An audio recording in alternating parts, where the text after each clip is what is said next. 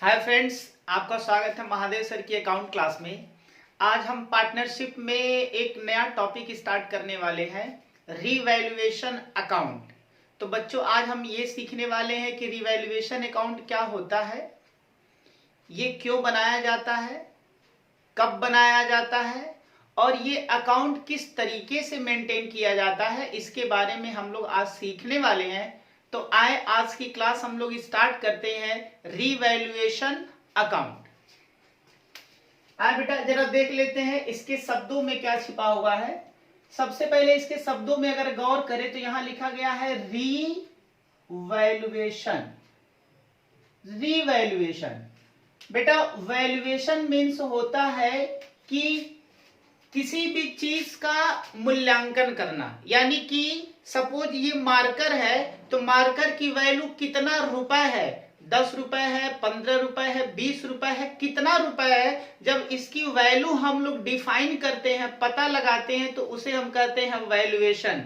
लेकिन अगर इसके बाद दोबारा 3 बार, 4 बार या 5वीं बार, यानी कि एक बार के अलावा जब दूसरी बार हमें इसकी फिर से वैल्यू पता करनी होती है तो इसे हम रीवैल्यूएशन कहते हैं। यानी कि एक बार किसी चीज का वैल्यूएशन हो चुका है, अब इसका हम दोबारा से जब वैल्यू पता करते हैं तो इसे बोलते हैं रीवैल्यूएशन, यानी कि पुनर्मूल्यांकन। एक बार मूल्यांकन करने के बाद जब दूसरी बार उसकी हम वैल्यू पता करते हैं, फाइंड आउट करते हैं, तो उसे हम रीवैल्यूएशन कहते हैं। अब मुद्दे की बात यहां पर यह है कि जब किसी भी चीज की वैल्यू एक बार पता हो तो हम दूसरी बार क्यों पता करेंगे।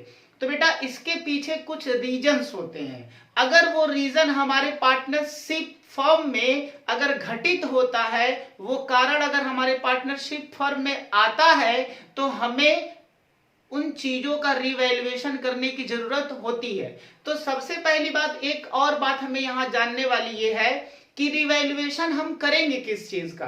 तो बेटा, यहां रिवैल्यूएशन दो चीज का होता है, एक एसेट का रिवैल्यूएशन होता है और एक लायबिलिटीज का रिवैल्यूएशन होता है। यानी कि एसेट और लायबिलिटी, इन्हीं दोनों का हम रिवैल्यूएशन करते हैं। बात समझ में आ रहा है। अब यहां पर वो हमें पता करना है कि वो कौन से इवेंट या कौन सी घटनाएं हैं जब हमारे पार्टनरशिप फॉर्म में घटती हैं तो हमें रिवैल्यूएशन करने की जरूरत होती है। तो बेटा, ये जो घटनाएं हैं, जो केस है कि हमें रिवैल्यूएशन करने की कब जरूरत पड़ती है, तो यहां पर 4 केस है। इन चारों केस में से कोई भी केस अगर घट जाएगा तो हमें रिवैल्यूएशन करनी पड़ेगी। सबसे पहला है change in profit sharing ratio.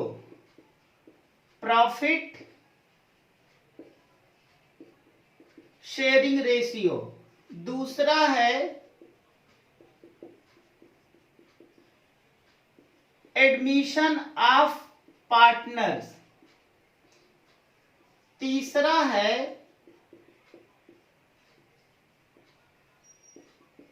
Retirement of partner. और चौथा और लास्ट केस है डेथ ऑफ पार्टनर। बेटा, ये 4 केस हमारे पास हैं।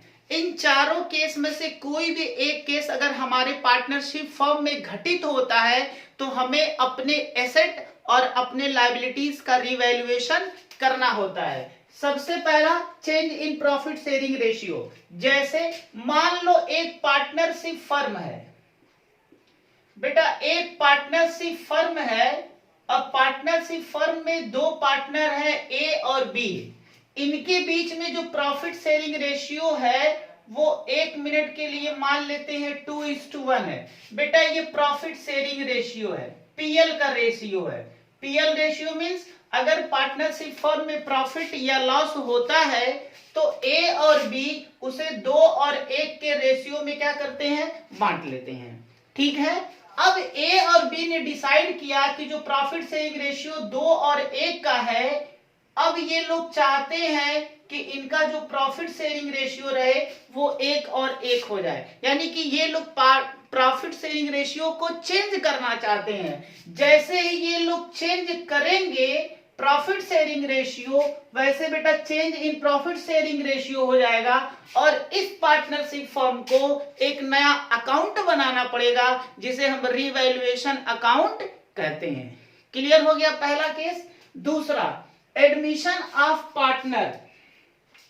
एडमिशन ऑफ पार्टनर से मतलब ये है कि मान लो पार्टनरशिप फर्म में दो पार्टनर है ए और बी।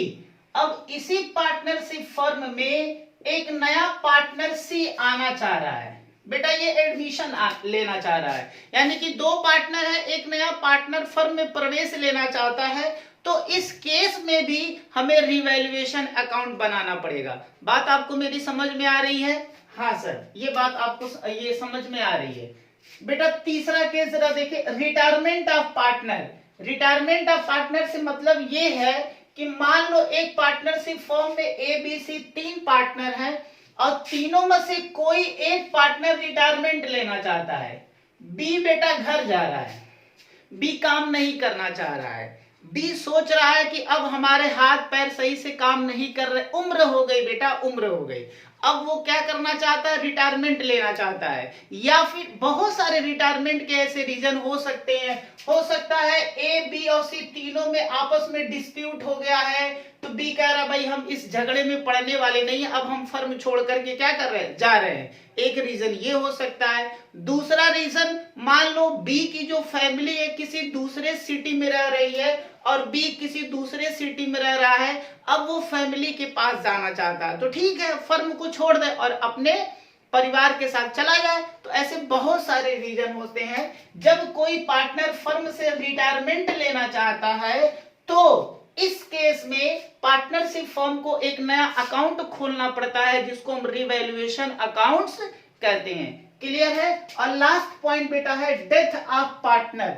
डेथ ऑफ पार्टनर से मतलब ये है कि मान लो ए बी सी तीन पार्टनर हैं और तीनों पार्टनरों में से कोई भी एक पार्टनर अगर डेथ कर गया, मर गया, क्या किसी को रोका जा सकता है मरने से? नहीं सर, नहीं रोका जा सकता है। तो बेटा अगर रोका नहीं जा सकता है तो मान लो कोई पार्टनर डेथ कर गया, मर गया, तो इस केस में पार्टनरशिप फर्म क्या करेगी? एक अकाउंट खोलती है जिसको रिवैल्यूएशन अकाउंट बोलते हैं और उस अकाउंट में ये लोग एसेट और लायबिलिटीज का क्या करेंगे? रिवैल्यूएशन करेंगे। केस समझ में आ गया? 4 केस है। अब मुद्दे की बात यह है कि रिवैल्यूएशन हम करते क्यों हैं? ये बात समझ में आ रही है कि हम रिवैल्यूएशन क्यों करेंगे? तो आए बेटा जरा देखते हैं रिवैल्यूएशन करने की जरूरत क्या पड़ती है। केस समझ में आ गया कि कब करेंगे? हाँ सर, ये केस समझ में आ गया। करते क्यों है? अब जरा ध्यान से देखो कि करेंगे क्यों।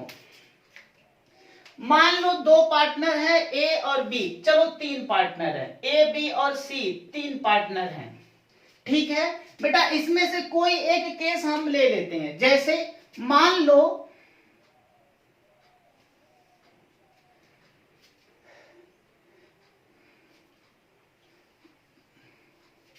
बेटा पार्टनरशिप फर्म की एक बैलेंस शीट यहां दी गई है, बैलेंस शीट, और ये बैलेंस शीट आपका बना है 31 दिसंबर 2019 को, या चलो हाँ जी 31 दिसंबर 2019 को ये बैलेंस शीट दी गई है। और इस बैलेंस शीट में क्या दिया गया है?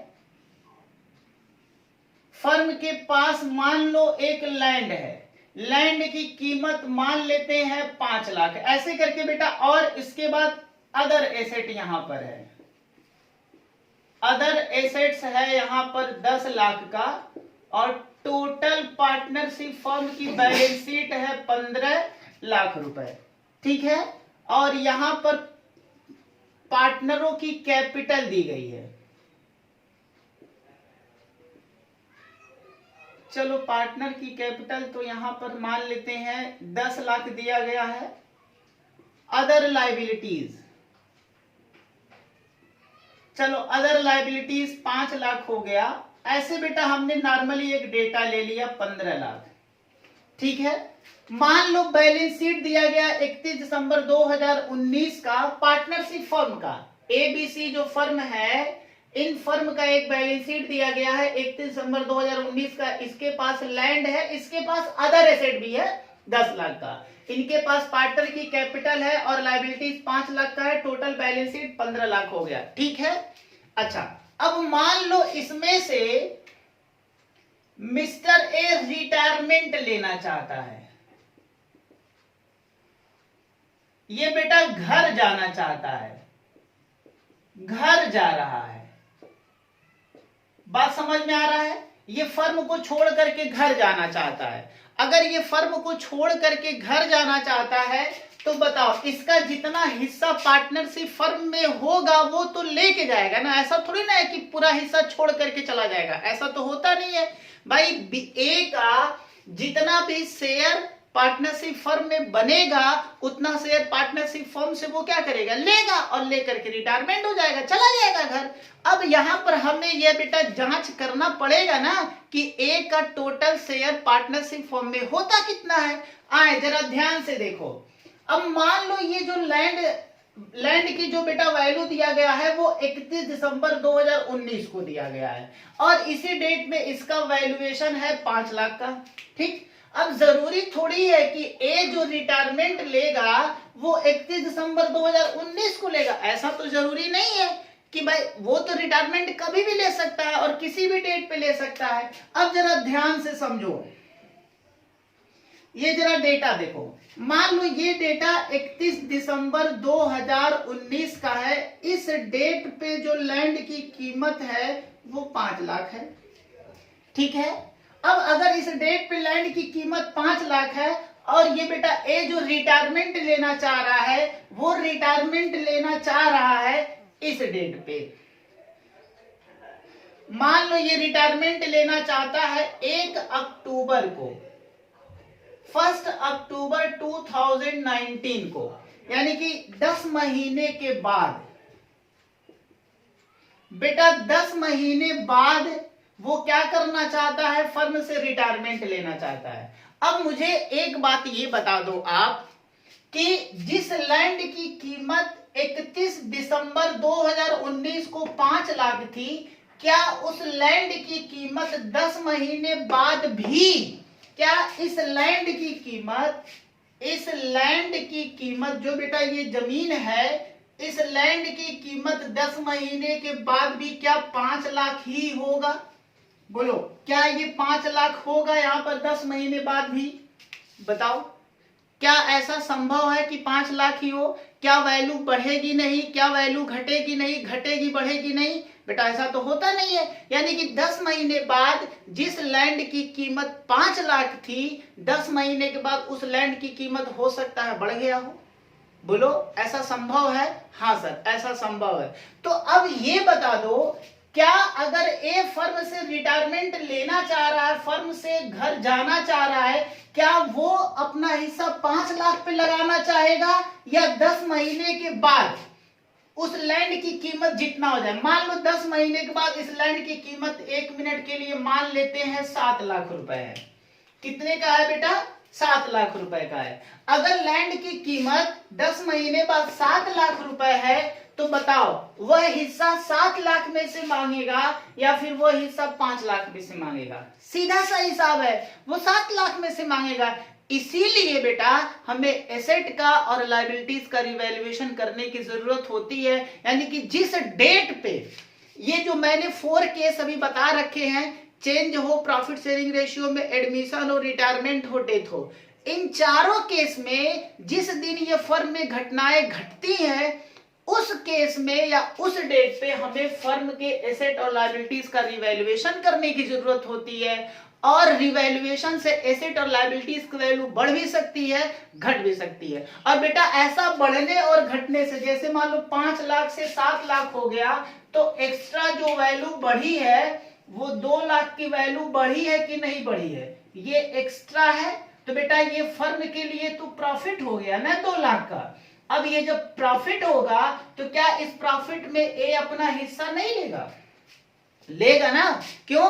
क्योंकि भाई जो वैल्यू बढ़ के आ गई है उसमें से ए का भी तो हिस्सा है, क्योंकि 1 अक्टूबर तक तो ए तो फर्म में रहा ही रहा था, तो उस डेट तक जितने भी प्रॉफिट या लॉस होंगे वो तो सारे पार्टनरों का होगा, इंक्लूडिंग ए। तो ए भी इस 2 लाख में हिस्सा वो लेगा। इसीलिए बेटा हम लोग एसेट और लायबिलिटीज का रिवैल्यूएशन करते हैं। ये बात आपको समझ में आ गई? हाँ सर, समझ में आ गई। तो अब आपके दिमाग में ये क्वेश्चन तो एराइज तो नहीं होगा ना कि एसेट और लायबिलिटीज का हम लोग रिवैल्यूएशन क्यों करते हैं। क्लियर है? ठीक। अब आते हैं बेटा, थोड़ा सा इसके आगे बढ़ा जाता है।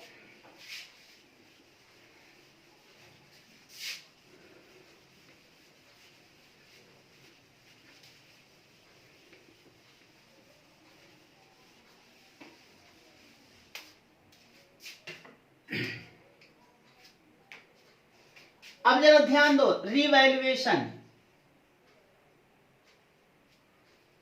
बेटा ये जो रिवैल्यूएशन अकाउंट है, रिवैल्यूएशन अकाउंट,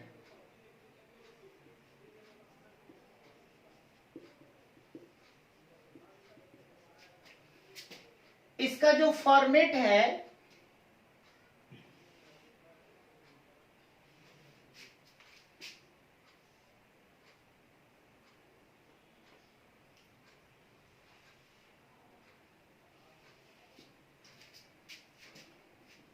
वो इस तरीके से है।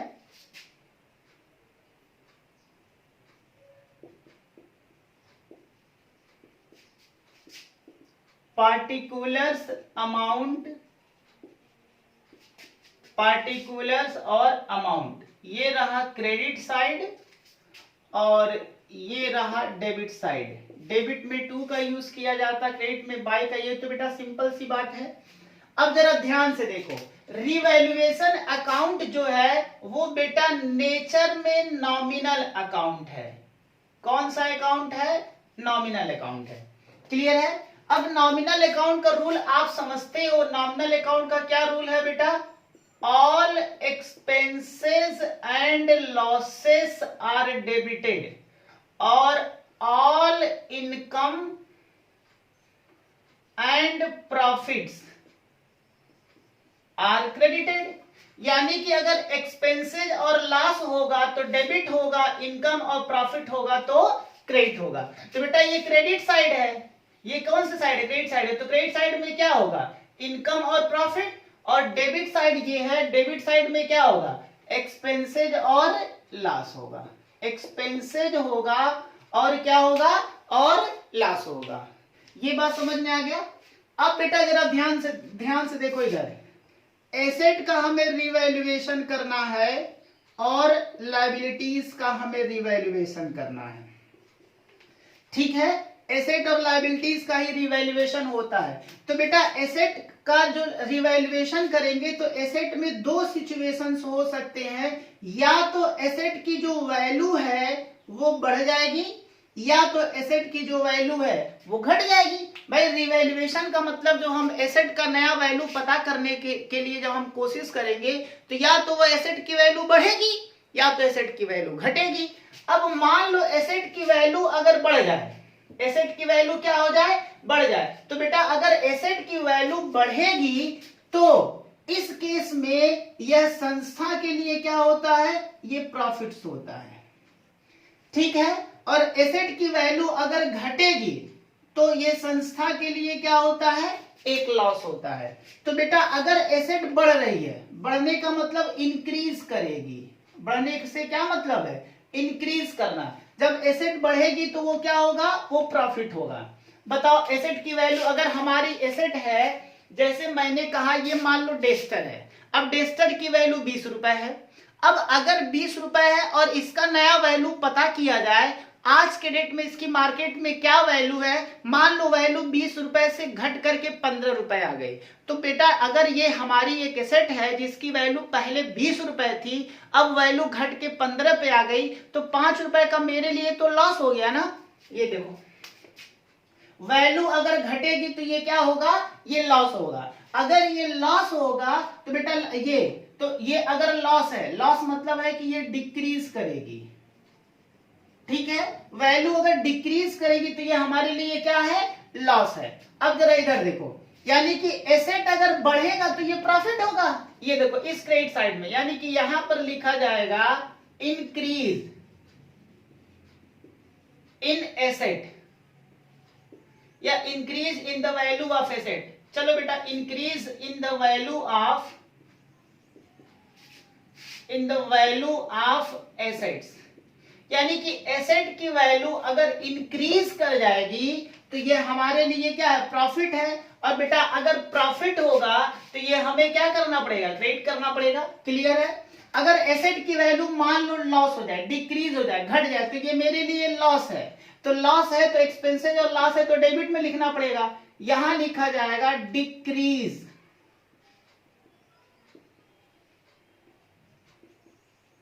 इन द वैल्यू ऑफ एसेट। लो, अगर वैल्यू घटती है तो बेटा डेबिट में, क्योंकि ये हमारे लिए क्या है, ये हमारे लिए एक्सपेंसेस या लॉस है। अगर एक्सपेंसेस या लॉस है तो डेबिट हो जाएगा। ये क्लियर है।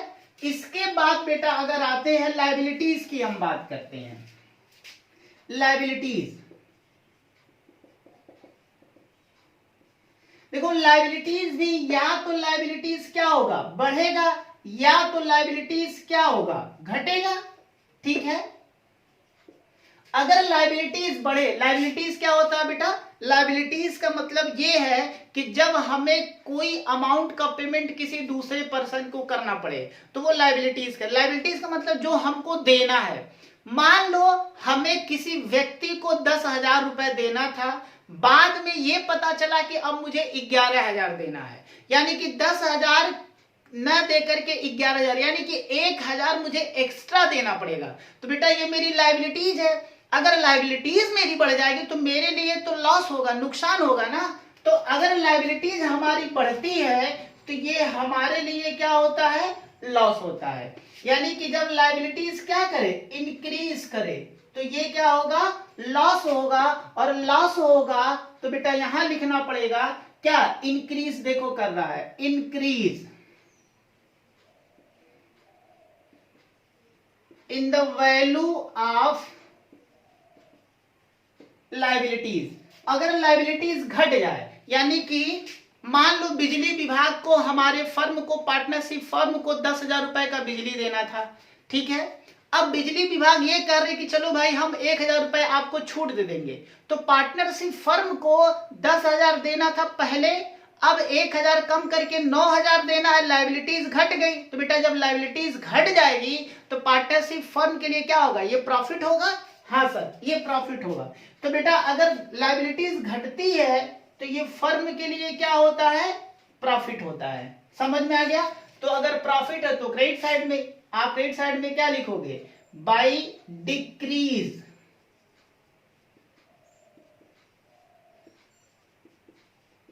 इन द वैल्यू ऑफ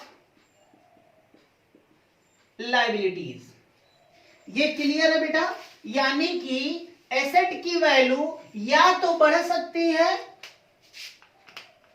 या तो घट सकती है, लायबिलिटीज की वैल्यू या तो बढ़ सकती है या तो घट सकती है। अगर बेटा एसेट की वैल्यू क्या हो जा रही है, इंक्रीज कर जा रही है, अगर एसेट की वैल्यू इंक्रीज करेगी तो ये हमारे लिए प्रॉफिट से होगा। अगर एसेट की वैल्यू इंक्रीज माने बढ़ना, अगर एसेट बढ़ेगा तो प्रॉफिट होगा। तो बेटा रिवैल्यूएशन अकाउंट को हमें क्रेडिट करना पड़ेगा।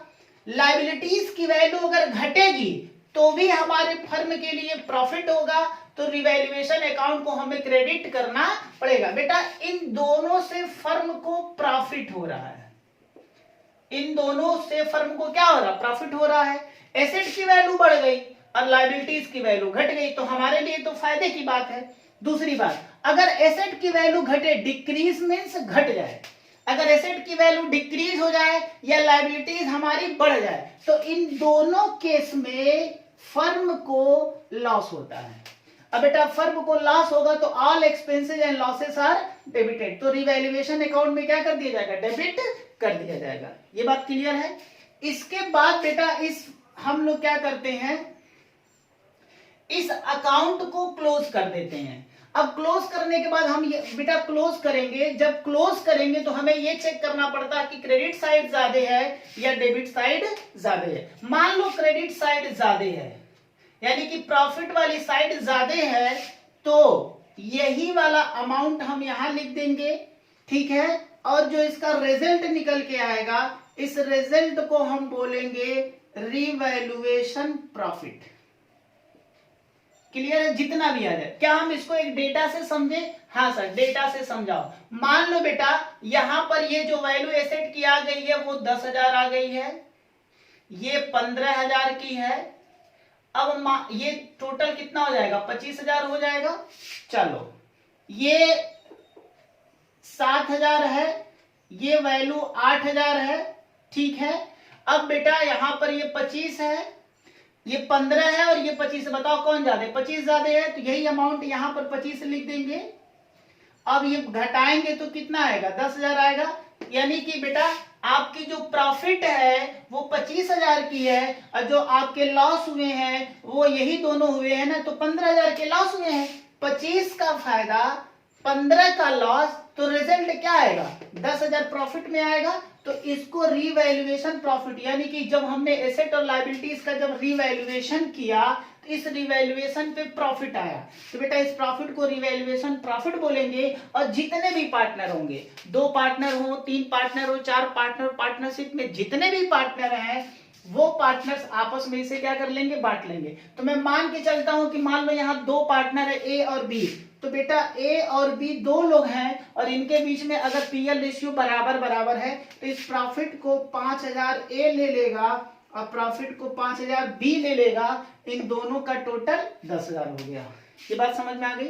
दूसरा सिचुएशन ये हो सकता है कि भाई अभी तो ये रिवैल्यूएशन प्रॉफिट आ गया, जब क्रेडिट साइड आपकी ज्यादा हो जाएगी। ये भी तो हो सकता है कि आपकी डेबिट साइड ज्यादा हो जाए। तो बेटा अगर डेबिट साइड ज्यादा हो जाएगा तो ठीक है, रिजल्ट क्या आ जाएगा? अपोजिट आ जाएगा।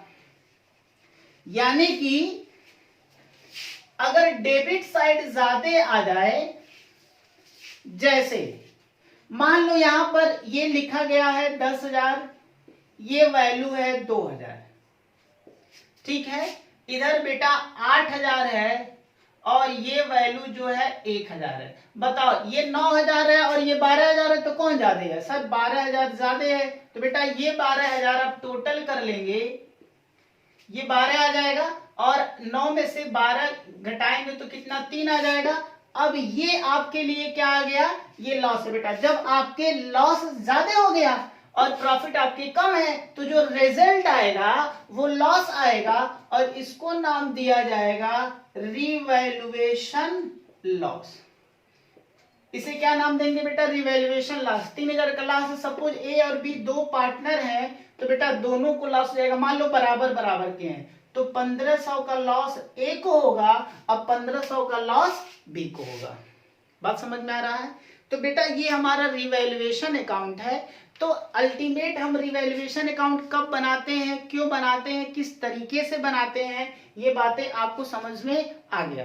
क्लियर है? इस पे किसी भी पॉइंट पे बेटा कोई डाउट है तो आप हमें कमेंट में लिख करके बता सकते हैं। अब मेरा रिक्वेस्ट एक बार फिर से उन बच्चों को है कि जिन्होंने हमारे YouTube चैनल को सब्सक्राइब नहीं किया है तो प्लीज आप जल्द से जल्द महादेव सर की अकाउंट बेटा इस चैनल को जाकर के सब्सक्राइब करें, कमेंट करें और ज्यादा से ज्यादा लोगों में शेयर करें। Thank you.